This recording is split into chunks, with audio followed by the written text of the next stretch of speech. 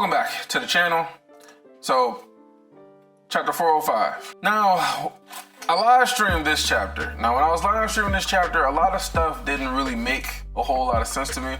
So, I went back, reread the chapter. I know you guys had a bunch of comments about what was going on with Nico and things like that, which I appreciate. I appreciate y'all giving y'all comments and, giving further clarification on things. Maybe I didn't understand, maybe other people didn't understand, so that's cool. Now, getting to the beginning of this chapter, we pretty much get an update of what's going on with Saris and, the whole revolution that's happening. And, I guess like they gotta relocate different areas, and, Saris is doing all her planning and whatnot. They're going around, they're talking. Now, we learned that there's about 20 steamships that's going down to Edelgard.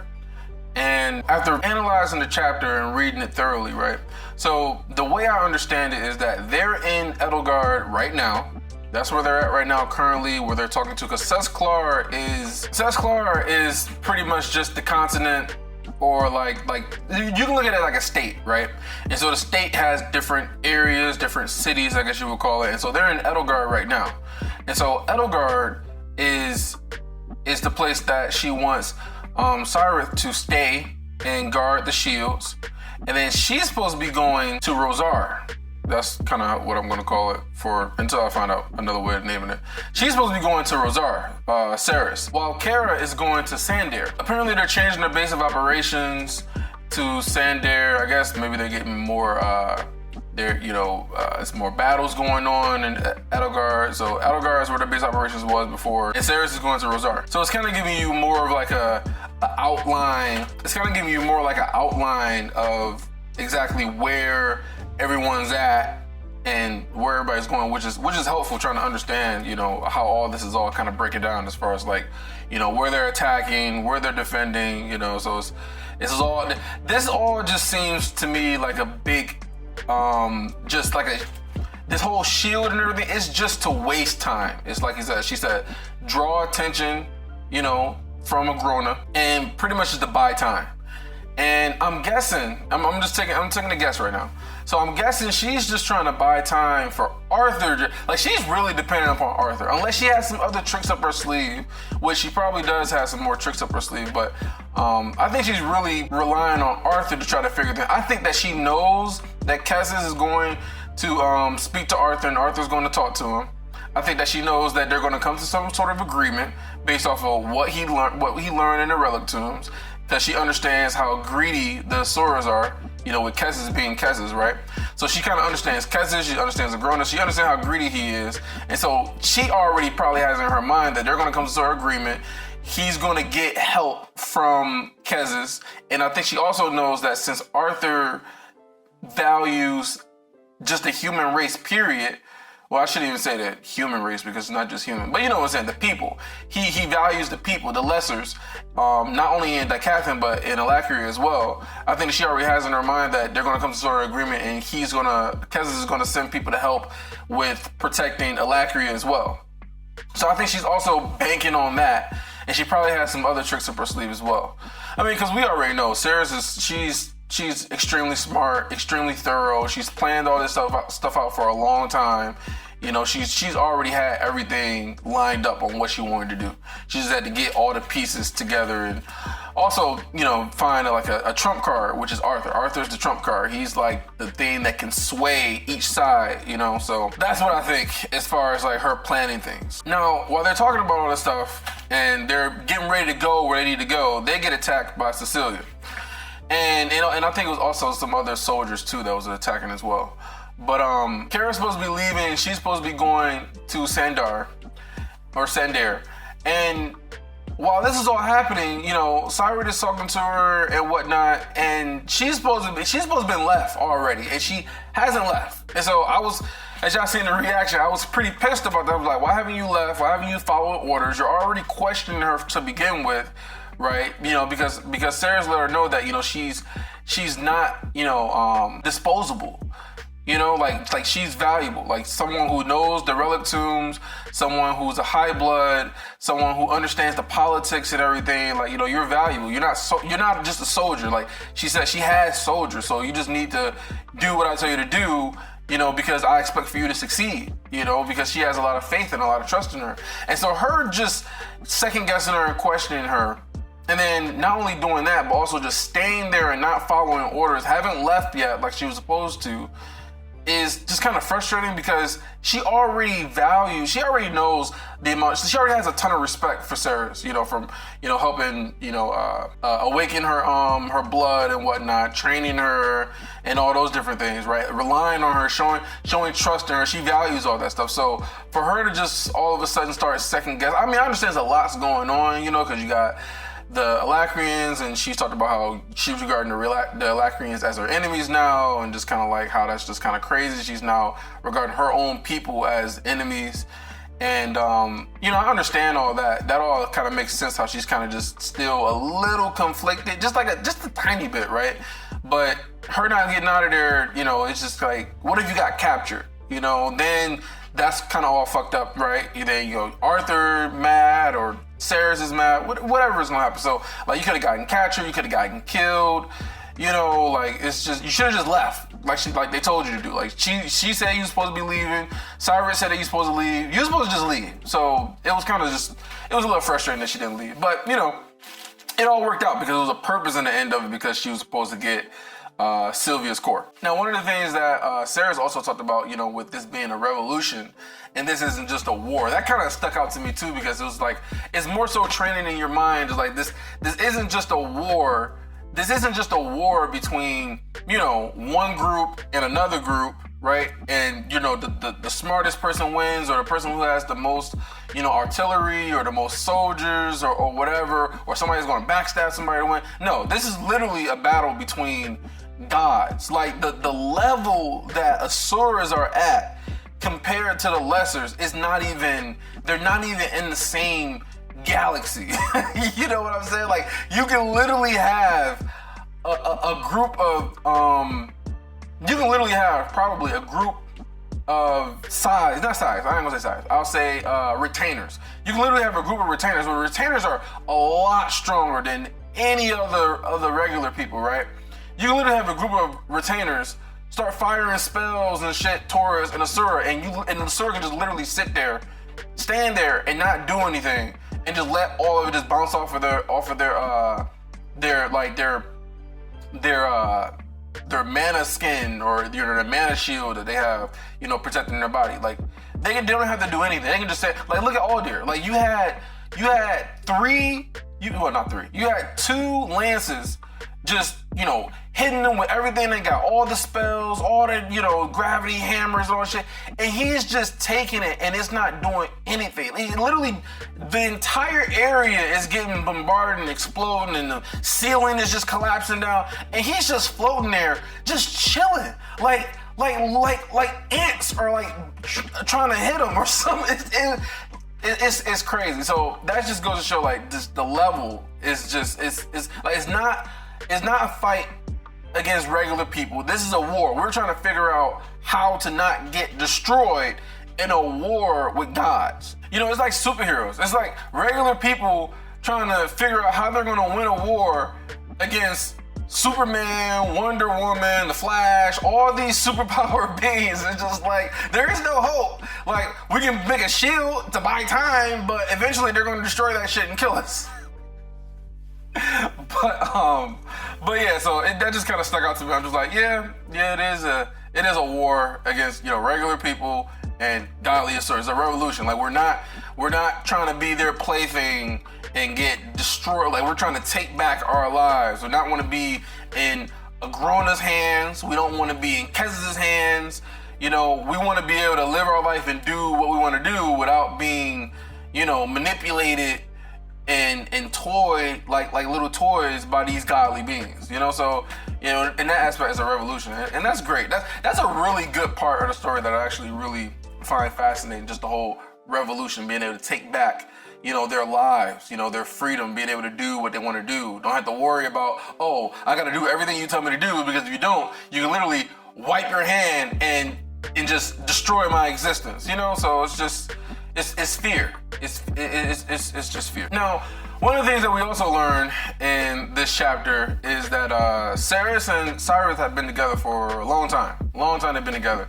And they said they also led a war between Vecker and Sesklar, like, you know, the two states, continents, whatever you want to call it. You know, I guess Vecker was coming to invade Sesklar, and they led, you know, the defense of, you know, of the state, the area, you know, whatever you want to call it.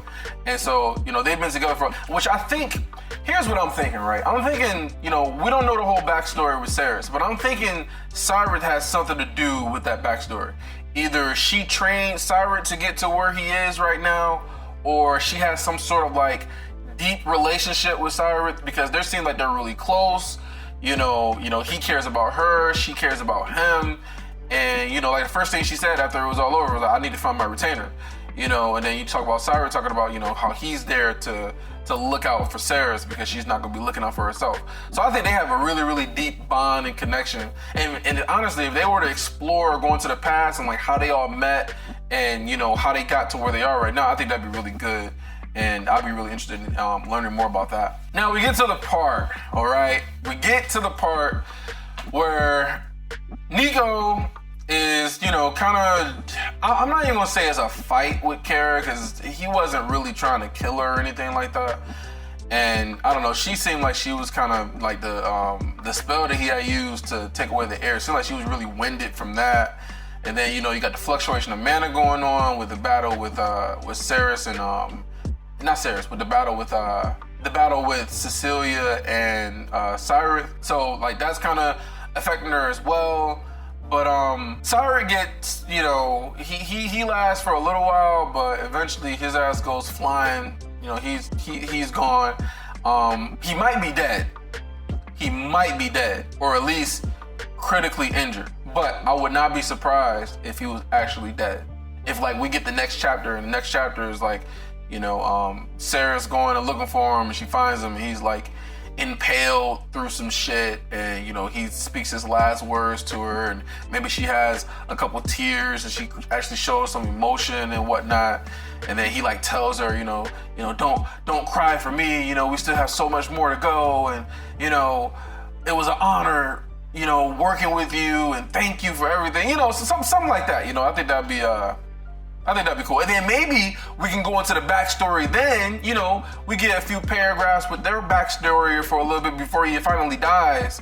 And then like we kind of end the chapter with him dying and, you know, Saris, you know, she being upset, but then having to reel it in to go back to, you know, finish her plan and fight the war. I think that'd be cool for like the next chapter. All right, so I'm gonna just get to the part where Saris comes in and it looks like she saves Kara from Nico because, you know, she thinks that Nico's hurting or whatever. So it's like she whips in, puts that black beam of energy, bursts Nico or sends Nico flying, right? Because it went through his shields and shit, his blood shields or iron shields. And so he goes flying, and then she whisks past Kara and then goes towards the opening of the shield with the whole storm cloud shit and confront Cecilia.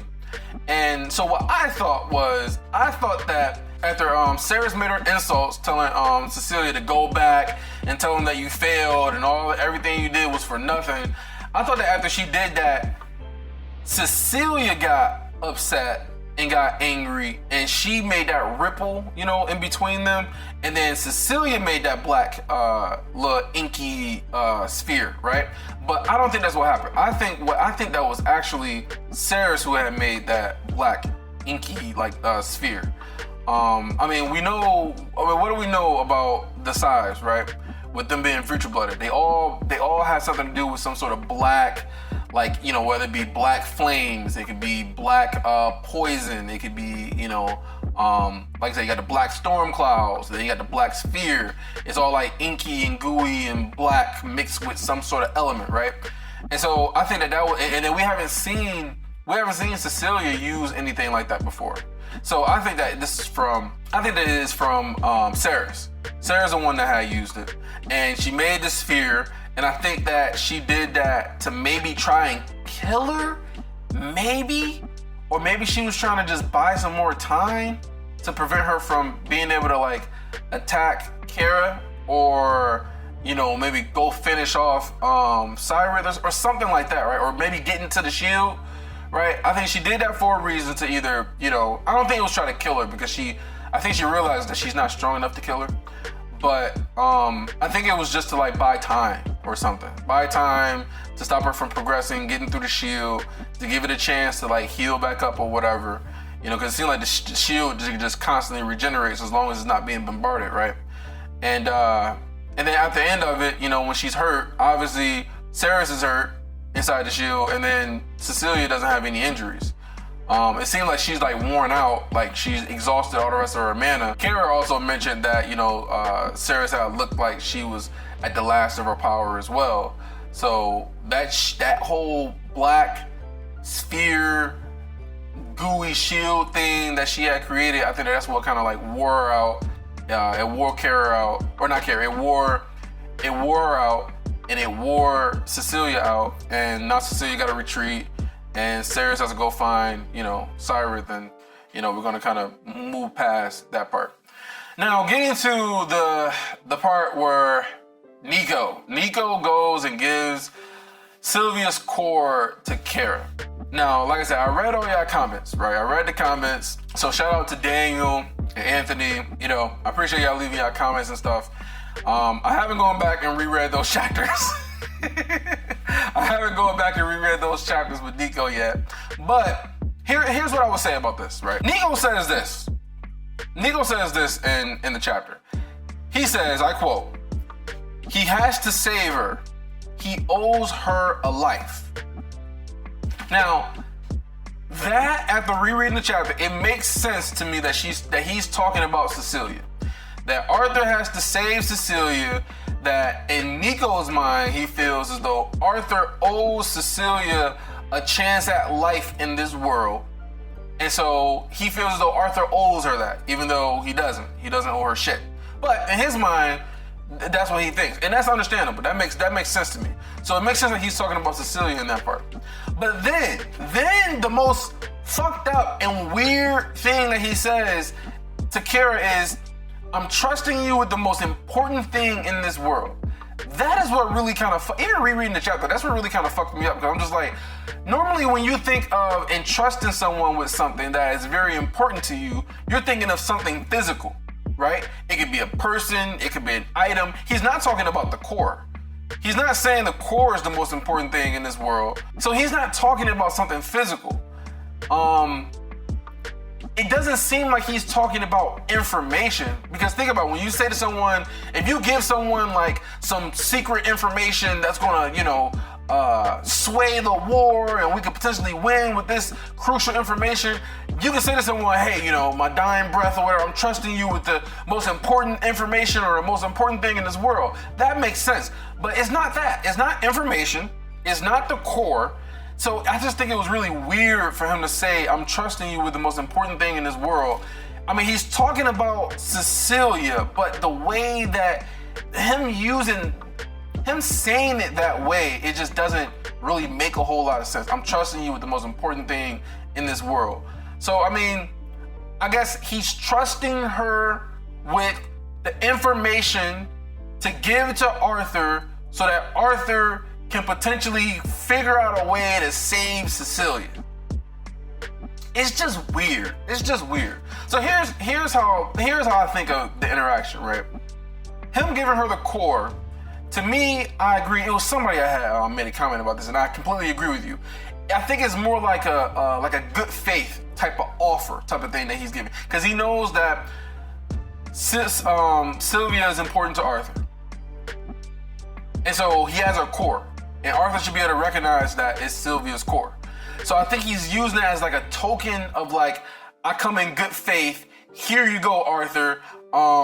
Here's Sylvia's core. I didn't have to give this to you, but I'm giving it to you to maybe earn your trust a little bit, right?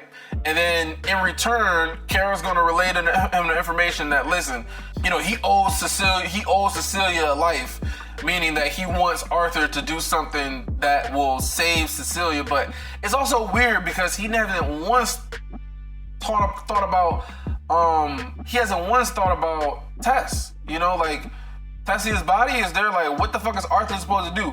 Take Cecilia out of Tessia's body and put her life into another person's body? Like, you know, like, what makes him think that Arthur can even do something like that? Or is he expecting Arthur to just be like, okay, you know, I'm gonna just let you go. You can have Tessia's body, and y'all can go, and we can get Arthur can come in and save Cecilia and get all the bad memories that's implanted in her out of her, and get her the her true past, and unlock her true past memories or whatever, and then so she can finally be who she really is or whatever. You know, like, I don't know what the hell he expects from Arthur to do after getting Sylvia's core and saying that you owe her a life. Like what? Like he has attachments to Tessia. Like, if it was a choice between saving Tessia and getting rid of Cecilia, like, say in order for him to save Tessia, he had to just get rid of Cecilia. He couldn't take her body and put it into anything else, right? Don't you think Arthur would do that? He'd be like, bye-bye, Cecilia, and hello, Tessia. Like, you know, like, I don't know what Nico expects from Arthur. It just doesn't make sense. I understand that the core is like a sign of good faith, like, hey, you can trust me, you know, you hear something for you, right? Can you do something for me, type of thing. But what is he supposed to do? Come back and just save Cecilia against her will? Like, I don't know. But so that's kind of what I think about the interaction. And man, overall, I thought the chapter was good.